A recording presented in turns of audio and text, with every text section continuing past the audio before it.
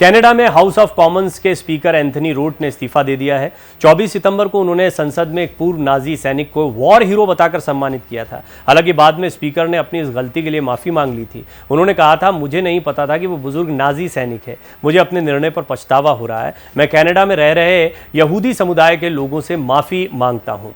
इस घटना के बाद से ही कनाडा की विपक्षी पार्टी स्पीकर के इस्तीफे की मांग कर रही थी। दरअसल नाजियों यानी एडोल्फ हिटलर की सेना ने सेकेंड वर्ल्ड वॉर के दौरान 11 लाख से ज़्यादा लोगों को मौत के घाट उतार दिया था। ज़्यादातर यहूदी थे, आप सभी जानते हैं। 24 सितंबर को कनाडाई सांसदों ने नाजी सैनिक हुंका का सम्मान किया। सभी लोगों ने उसको 2 बार स्टैंडिंग ओवेशन दिया। इस दौरान कनाडा के प्रधानमंत्री जस्टिन ट्रूडो के अलावा यूक्रेन के राष्ट्रपति व्लादिमीर ज़ेलेंस्की भी मौजूद थे। वो खुद यहूदी होने का दावा करते हैं।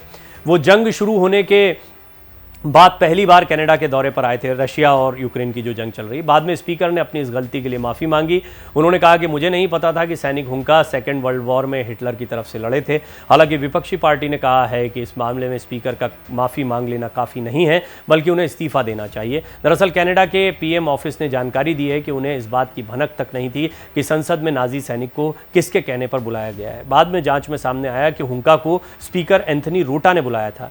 इस पूरे मामले पर प्रधानमंत्री जस्टिन ट्रूडो ने भी माफ़ी मांगी। उन्होंने कहा कि ये सिर्फ संसद नहीं, पूरे देश के लिए शर्मिंदगी की बात है। घटना काफ़ी निराश करने वाली है। ट्रूडो ने कहा स्पीकर ने अपनी गलती मान ली है और उन्होंने माफ़ी भी मांगी है। यूक्रेन से जंग की शुरुआत से लेकर रूस दावा करता आ रहा है कि वो नाजियों के खिलाफ लड़ाई लड़ रहे हैं। ट्रूडो ने कहा कि रूस अब कनाडा की घटना का फ़ायदा उठाएगा। हमें रूसी प्रोपेगेंडा को रोकने की ज़रूरत है। कनाडा की कंजर्वेटिव पार्टी के लीडर पियरे पॉलिवर ने सारा दोष जस्टिन ट्रूडो पर डाला है। उन्होंने कहा कि प्रधानमंत्री कार्यालय को स्पीकर की तरफ से इन्वाइट किए गए लोगों की लिस्ट को चेक करना चाहिए था।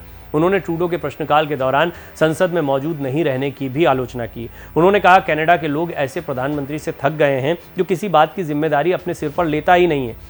इससे हम लगातार अंतर्राष्ट्रीय स्तर पर शर्मिंदगी के पात्र बनते जा रहे हैं। ट्रूडो दोष डालने के लिए हमेशा किसी और को ढूंढ लेते हैं।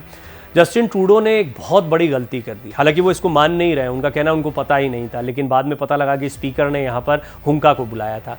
नाजी सैनिक का सम्मान एक वॉर हीरो के तौर पर कर दिया गया।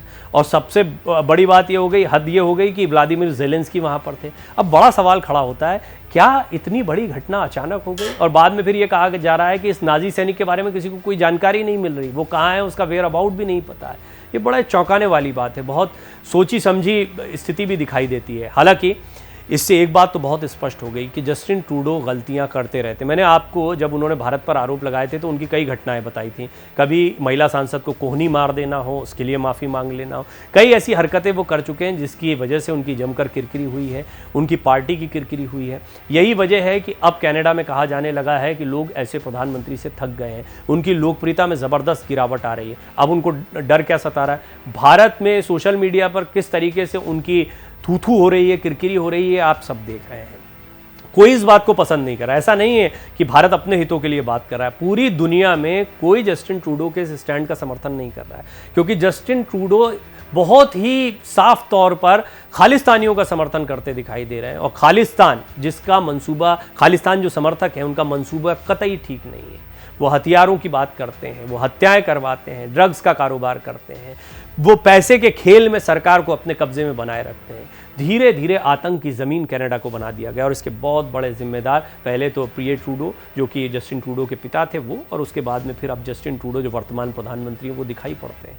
जस्टिन ट्रूडो को इस वक्त दुनिया का अगर समर्थन जुटाना है तो उनको सार्थक पहल करनी चाहिए। उनको अपराधियों को अपनी ज़मीन से ख़त्म करना चाहिए, गैंगस्टर्स और ड्रग माफिया को ख़त्म करना चाहिए, जिसके सबूत भारत उनको कई बार दे चुका है। एनआईए ने जिस तरह से कार्रवाई भारत में शुरू की है, इस तरह की कार्रवाई उनकी अपनी एजेंसीज को कनाडा में करनी चाहिए। लेकिन बजाय इसके वो एक नाजी सैनिक का सम्मान करके माफ़ी मांगते दिखाई दे रहे हैं। ये स्थिति जस्टिन ट्रूडो की, आप समझ सकते हैं कितने गंभीर हालात से गुजर रहे हैं। और ऐसे में तय माना जा रहा है कि हो सकता है आने वाले चुनाव में जनता दोबारा जस्टिन ट्रूडो को चुनकर कनाडा का प्रधानमंत्री न बनाए। इस बात का डर भी उनको जमकर सता रहा है।